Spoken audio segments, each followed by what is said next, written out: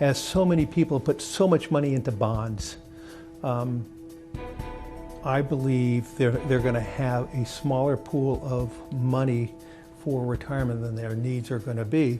Look, I do believe the system, the financial markets, are more today than ever before focusing on short-termism. We spend so much time on activist investing. Now, does that truly matter if your liability is 30 or 40 years out? You shouldn't, right? It shouldn't. I would also argue the financial press makes more money on the rapidity of 24/7 news cycle. We're not focusing on enough on the objectives.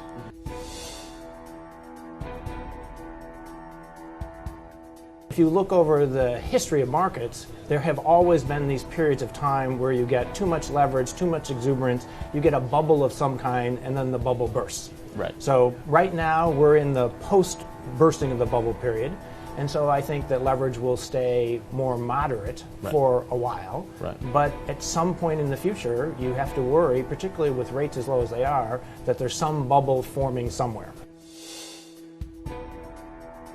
I would say clearly what's happening is that the growth out of the recession is not going at quite the pace that everybody wanted.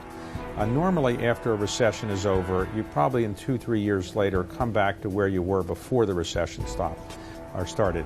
Now what we're seeing is that 5 or 6 years after the recession really began, we're still not really out of that recession completely. So we're seeing pockets of growth in some parts of the world, but we're also seeing really sluggish growth or no growth in some parts of the world. So it's a very uncertain time, and macroeconomic factors are much more important now in making investment decisions in private equity than they historically were.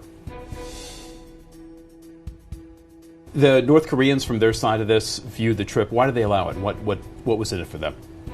I think to some degree the government was trying to expose itself to some new ideas, and I think to some degree they didn't quite know what they were looking for, and it's a new idea for them. The country has tried at various points to open up, but as we see, every time it opens up, it crunches back in the way it is now. Our core message in North Korea was that you have the necessary infrastructure to turn on the internet. They have roughly 1 million phones. They have technology with literally a flick of a switch. They could turn on the internet for those phones. Today, those phones do not have the internet as we know it here, and the rest would be history. Right. They just have to decide. It's just literally a decision.